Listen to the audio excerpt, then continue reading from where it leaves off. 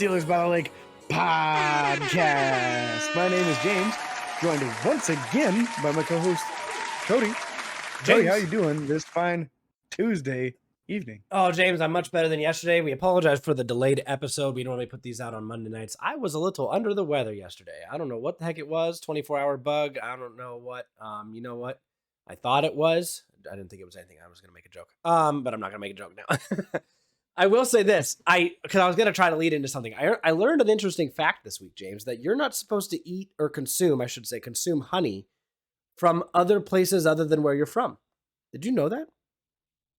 I knew that there were very much so health benefits from consuming honey from your location, such as helping with allergies and asthma and that sort of thing to whatever local pollens are around. Yeah, but because it's made by pollen, if you have natural honey from somewhere else, it introduces different things into your body that your body isn't accustomed to because of where you're from. And that blew my mind. Anyways, let's just get into this. We're going to talk Steelers news. James, how are you doing today? Good, man. Good, man. I always get my honey locally out of Albion, actually. Ooh. My buddy's parents do a sugar shack. They do maple syrup. They do honey. There you go. So I always buy it off of them. My dad's uncle did honey for the longest time, so I was always having that. I was gonna tell them they should send me some, but I guess now they shouldn't since I'm here. Probably shouldn't. My sister's gonna be doing that now too. So my sister's getting into that game. She's got some honeybees. So dang. Well, buying some from her in the future. If you guys are ever living in the Erie area, you know where you have 3 options of places to get honey. Just let us know. We'll be your connection. We'll be your connection. We will be your connection. Wow. You want to know what starts with B? Yeah. Bradbury. Oh. And Twitter beef? And Twitter beef. You know what I'm saying? Beef. Yes. We're getting right into the news, folks. You probably saw it. One Juju Smith-Schuster, former Pittsburgh Steeler. Man, I've been talking a lot of positive things about lately. Went ahead and stuck that big old foot of his in his mouth and decided to run his mouth and kind of rub it in James Bradbury's face on Twitter. If you didn't see it, it was a fake Valentine's Day card saying, "I'll hold you when it matters most." Bradbury being the cornerback who held Juju Smith-Schuster to wind up leading to the game-winning or game time. I don't know, the game-winning field goal.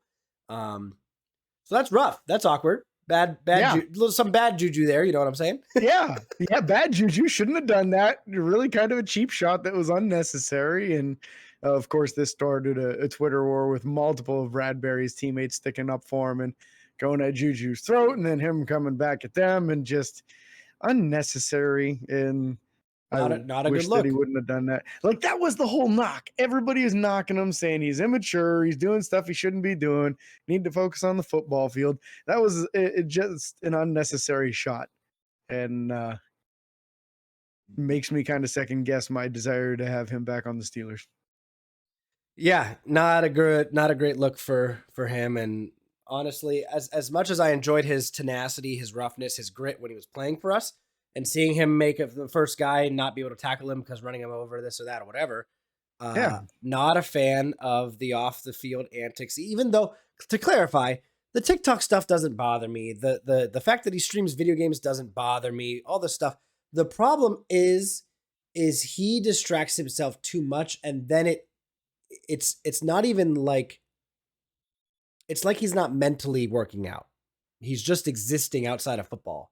And then he's playing football, practicing football, whatever. And then he's just existing outside of football. And that causes him to do stupid things. When you're not actively bettering, I mean, this goes for anybody. If you're not actively bettering yourself or like trying to be a better human being or whatever, not saying he's a piece of trash, but there's a mental lapse that he's missing. And it's unfortunate because he is very immature still. And you'd hope that he would have gotten out of that after he left Pittsburgh. To if anything, just to prove people wrong. Yeah. But he didn't. Yeah. That's the big thing to me, is that I felt like he had an opportunity for a new beginning being in Kansas City, and good success with them and leading all the wide receivers in Kansas City in receptions and yards, and having a real nice season for them and contributing in a positive manner in the Chiefs' victory in the Super Bowl. Yeah. And this just immediately, and it's right before free agency, and he's going to be a free agent. he probably just cost himself a lot of money. Yeah, at least some. Well, let There's me clarify. probably a Let me team or clarify. two. A ton. He cost himself a ton. It's a little bit for Yeah. him, but it's a ton for us. Yeah, I mean, there's gonna be a couple of teams that are gonna look at that and say, you know, we really hoped that he was gonna grow up, and he didn't grow up. So let's not even bother. We don't want that in our locker room. Or he's gonna have to sign with somebody who's gonna limit him on his social media. That's a real thing. That's the thing that they can put in their contracts. So Yeah. would be unfortunate for him. He has a big platform on YouTube and everything going right now. So very curious to see what happens with all that, his TikTok and all that stuff. But let's move on to some Steelers news. Yes. Let's go ahead. Talk about it. Yeah, man. So y'all probably saw this in the news earlier this week. I think it was over the weekend it happened. I think it was John Sunday. Mitchell.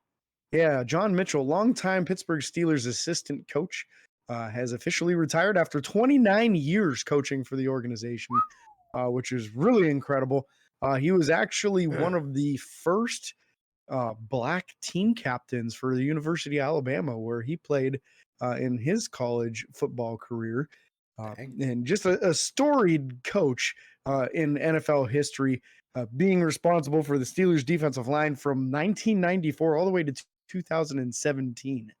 And you think of some of the names that came through that organization, you know, Casey Hampton and Aaron Smith and Brett Kiesel, and now with the newer generation of Cam Hayward and Tyson even Alualu, Javon Hargrave, who went on to greener pastures, and Stephon Tuitt, and just a lot of guys that were developed, not necessarily always first round picks like Cam was, Yep. but a lot of these guys really turned into excellent talents.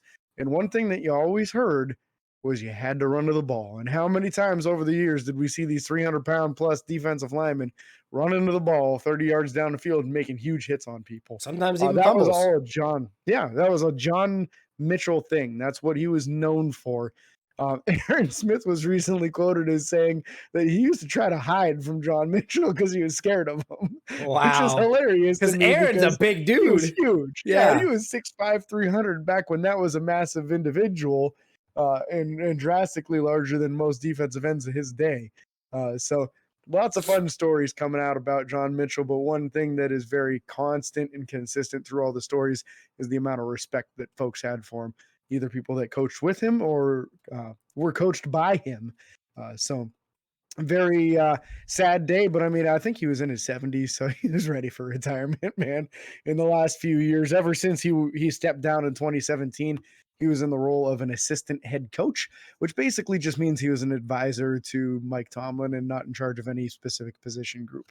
Yep. So he was there helping people along and helping develop the new line of defensive coaches. And you know, I feel like Coach Carl Dunbar's done an excellent job since taking over. And it's a nice tradition continuing along with the emphasis of running to the ball by the defensive line, continuing with Coach Dunbar. Absolutely. Let's talk about other coaches, James. We're going to sit here and talk about Steelers hiring new linebacker coach, Aaron Curry. Now, if that name sounds familiar, it should a little bit. He was drafted by the Seattle Seahawks in 2009, and we wound up beating him in the Super Bowl when he played for the Seattle Seahawks. So that was unfortunate for him. But a real high pick, wasn't he? Like 4th or 5th overall or something like that? I believe so. And I might be wrong. We may not have beat him in the Super Bowl. He may have been traded to the Oakland Raiders before that. I can't remember, but he was on the Seattle Seahawks. Had a short career. I think he only played for like 5 years in the league. Yeah. Was a middle linebacker, but has spent a lot of time in his coaching career thus far as an outside linebacker coach. So it seems as though that will be his specific instruction with the Pittsburgh Steelers is to coach the outside linebackers, which, man, tough gig, huh? You got an all-pro and a Pro Bowler here. He's got his work cut out for him, if you know what I mean. Good luck turning those guys around, you know. But realistically, there's probably going to be some youth brought in behind these guys. If you're unable to retain Alex Highsmith, maybe Alex decides that he wants $30 million a year and Pittsburgh isn't willing to give him that much or something. You never know what happens. There might be another guy that needs developed.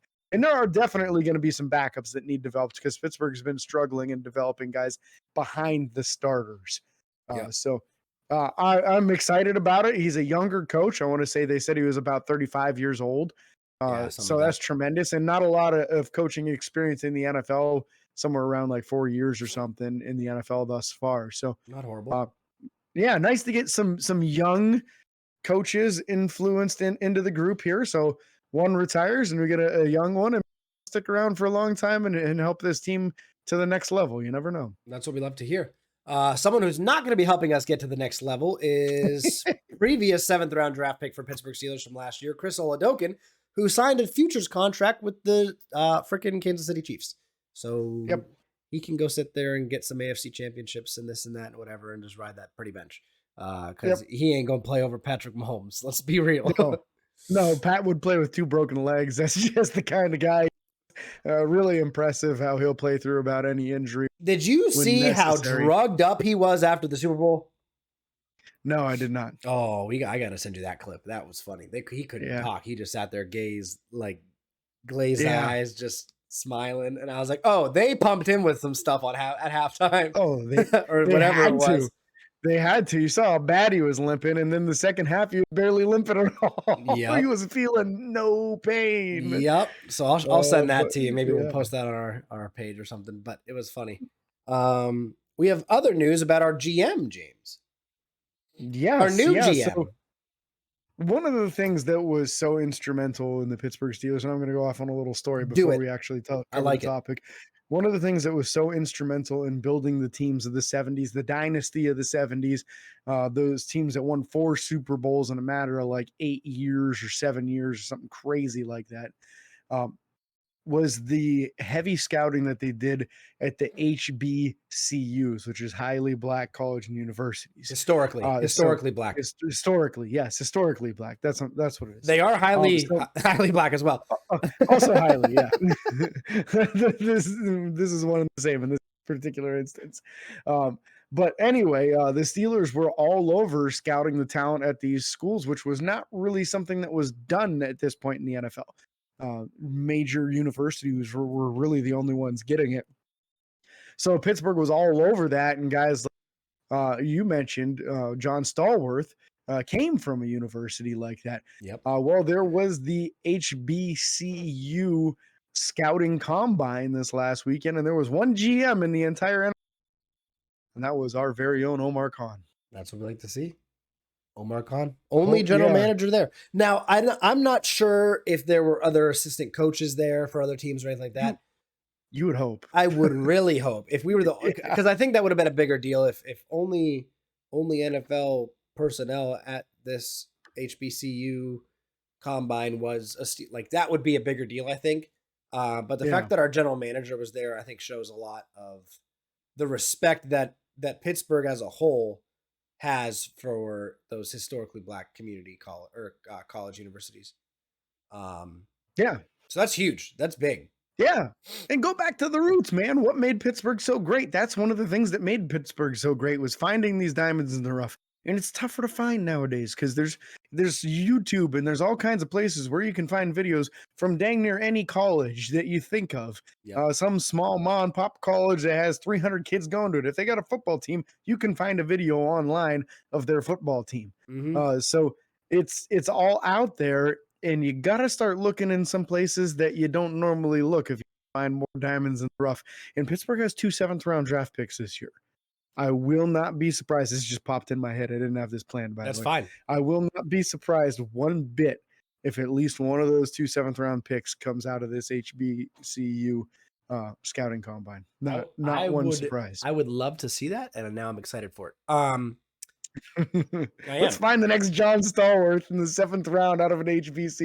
Let's go. Let's do it. Speaking of things we need to find, James and I are now going to discuss the top 5 positions that we believe Pittsburgh needs to address or target, whether that be through free agency or the draft or anything like that. Now, we did not talk about this list beforehand. We just mentioned that we were going to do it, and so we each did our own list. So we're going to talk about this, James, and I'm going to have... Do you want to go first or me go first? We want to go from 5 up to 1, correct? Let's go the opposite way. Let's go 1 down to 5. Okay. Because I do have an honorable mention that I really wanted to squeeze into the top 5, and I couldn't. So It's I have almost one like too. a Don't top worry. 6 for me. I Yeah. have one. Okay, Good, we're good. gonna do Let's our top go. 6. You do your one, I'll do my one. You two, I'll do my two, and we'll Okay. work our way down the list. Number 1, Yes. freaking one of the greatest sports movies I've ever seen, The Blind Side. We gotta target Blind that Side. left tackle. We gotta get that left tackle under control from the freaking getting beat on so many freaking plays. You're judging me, aren't you, James? No. Okay, I was gonna No, say, Dan Moore gave up 5 sacks, man. You want to see a better performance from your left tackle than gotta that. see, even if it's somebody to plug in behind him to learn the ropes, to figure it out. Mhm. I'm not saying we got to get someone to immediately come in and take the role. That would be better, in my opinion.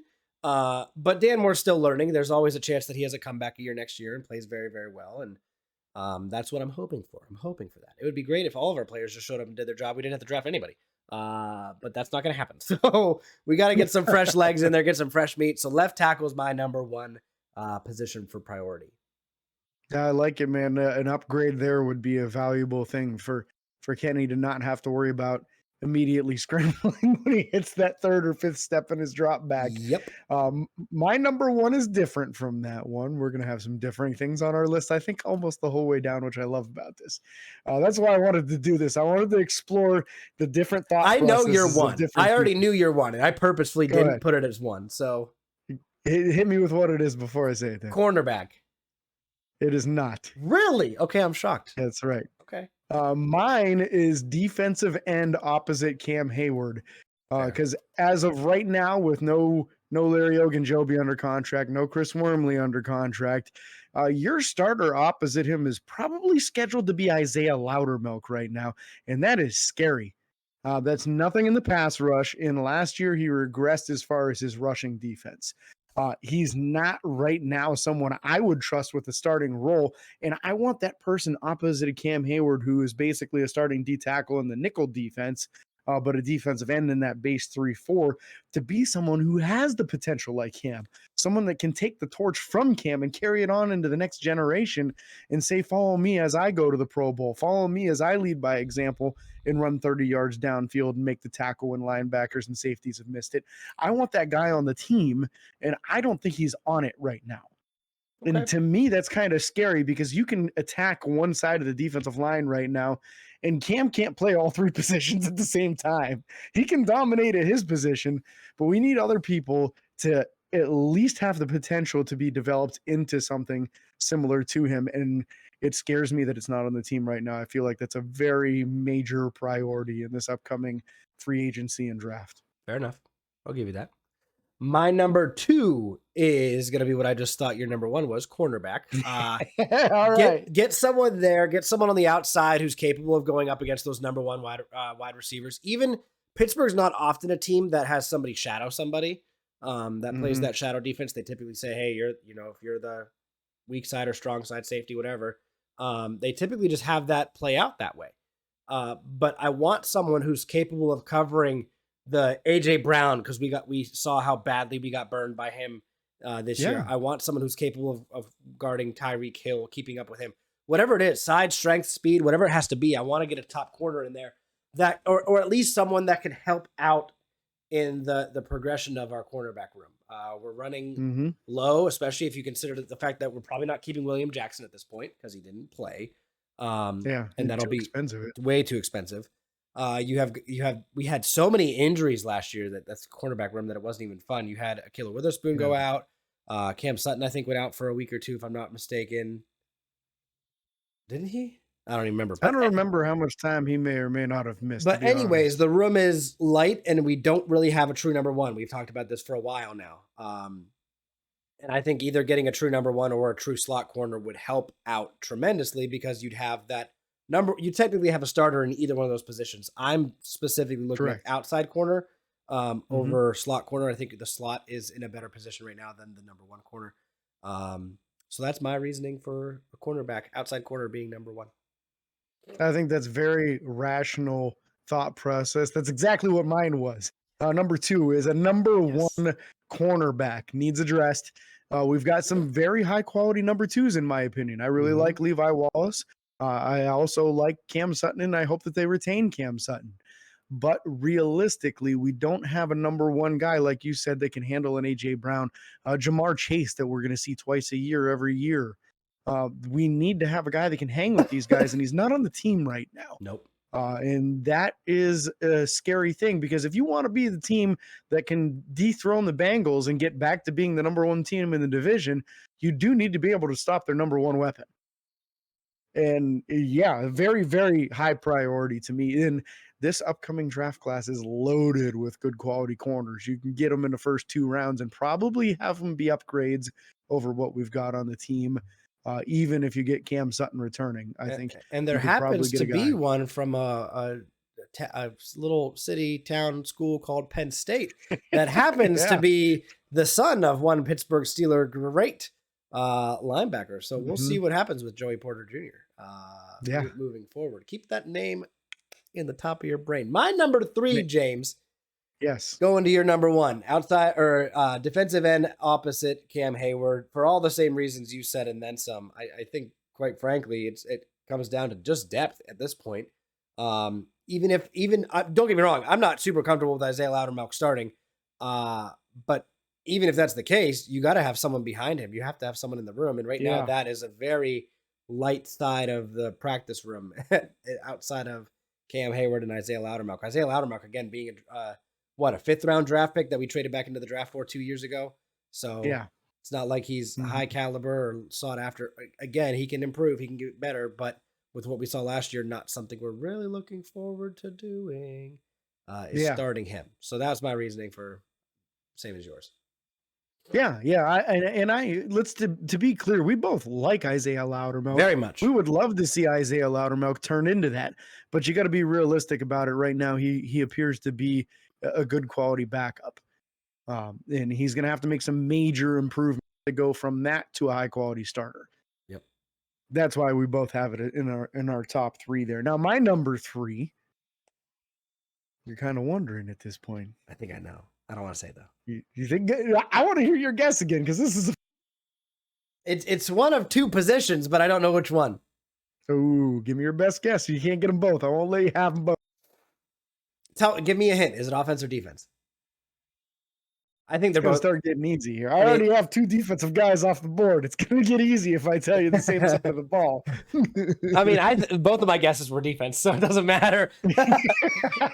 Well, there you go. It's a defensive position. I'm gonna say yours is probably. It better not be that. I'll be upset. Is it defensive tackle? No. Okay. It is middle linebacker, which probably is your other one. Yeah, that was your other guess. And to be clear, I think both of these positions are missing a starter right now. So I prioritized middle linebacker, and I'm just going to do my 3 and 4 here at the same time. I do have my nose tackle as the number 4. So you had it nailed just in the opposite order of how I prioritized it. I think if you can get one of those bigger, longer, fast middle linebackers, it can be a real game changer. We saw how much it changed the game when Ryan Shazier was patrolling the middle of the field. He was able to create a lot of turnovers and shut down a lot of passing windows over the middle. That's not something that we've had since. Been a lot of guys that are 6 foot or 6'1", squattier bills, not as agile, not as athletic. Definitely not guys that can cover tight ends. Sometimes running backs, but not tight ends. No. So I think that is something needs prioritized, whether you go out and get somebody in free agency or whether you target it like a Trent Simpson or Drew Sanders, one of these high rookies in the draft class upcoming.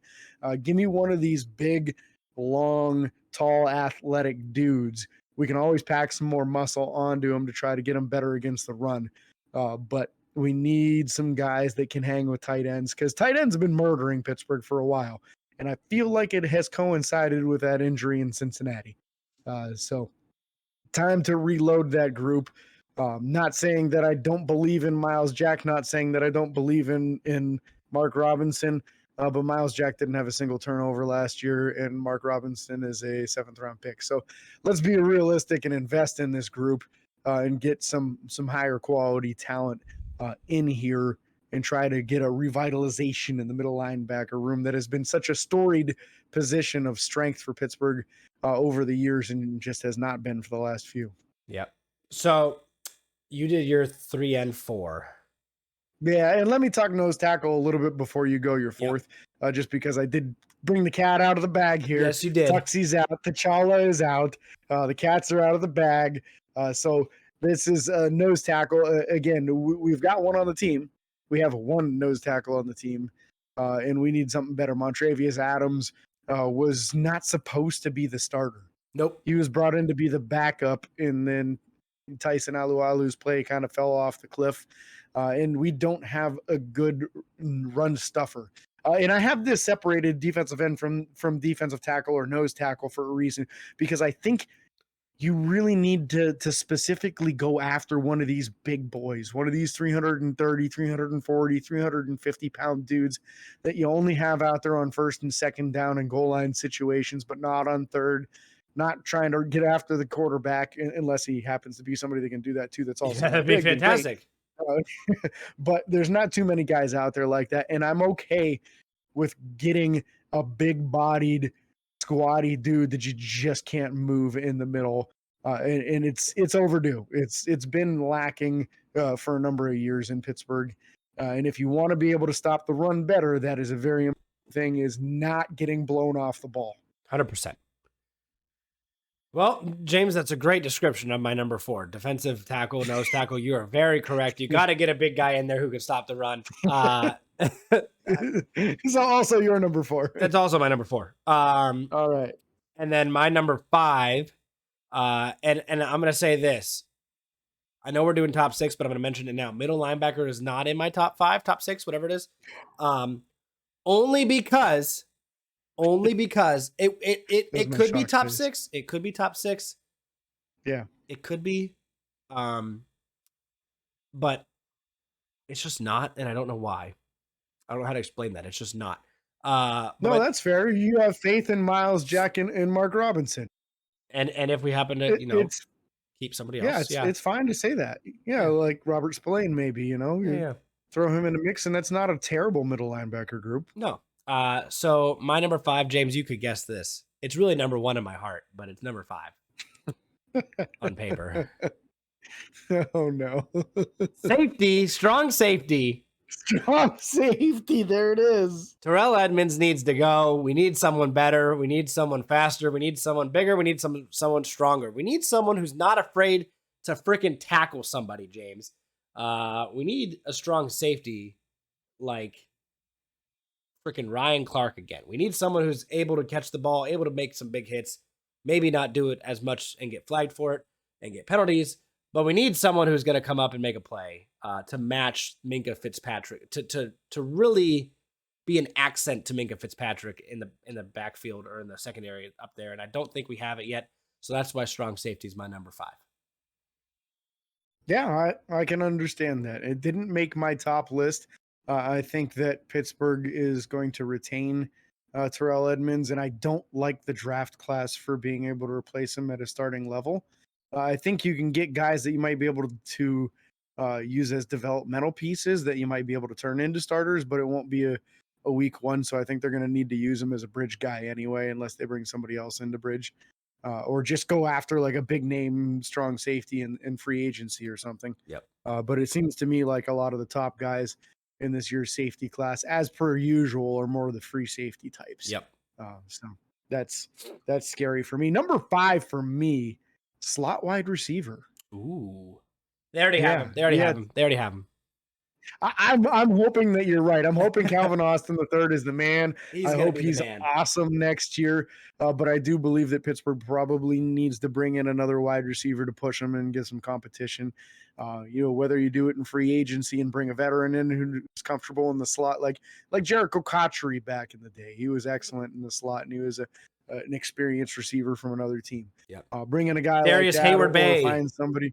Well, he wasn't really a good wide receiver. He was just an excellent gunner. That's fair. He was also great on end arounds. Yeah, he was, because he's lightning fast and he was strong. But yeah, I would like to see something. Maybe even you that 4th round pick, or even the 3rd round pick. I don't want to see it in one of those first 3 picks, but 3rd or 4th round, I could see taking a stab at a wide receiver. I'm a big fan of Parker Washington out of Penn State. A guy that's kind of built like Wonder a running why. back. Yeah, Penn State. I know, I get it. When you look at him, if you didn't know, you'd think running back because that's what his build looks like. So contested catch guy, good at breaking tackles, and not real tall. He's only like 5'10" or 5'11", but he's like 210 or 215 or something. So truly a running back type build. Wait till you see a picture of his calves, Cody. I see you looking them up right now. Dude's got calves like Joe Wasinski. They're freaking huge. So yeah, this is just something to me that I feel like needs an upgrade one way or another.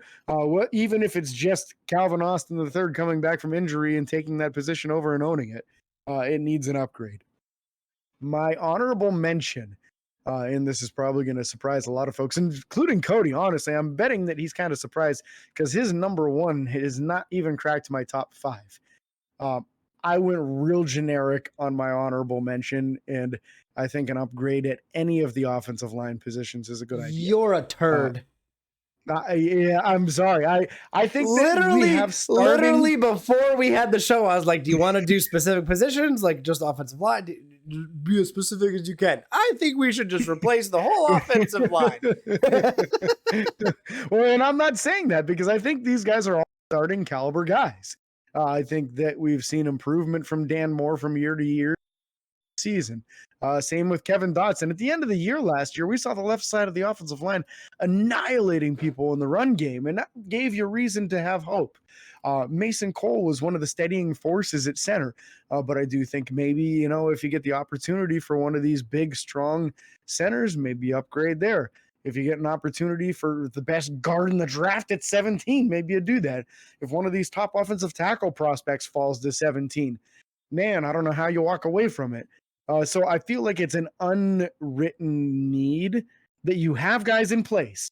It's kind of like what Pittsburgh does where they plug in like free agents in the offseason in positions where they don't have a guy. And it's kind of, okay, we got a guy. We're all right. We got a guy. He can start if we need him.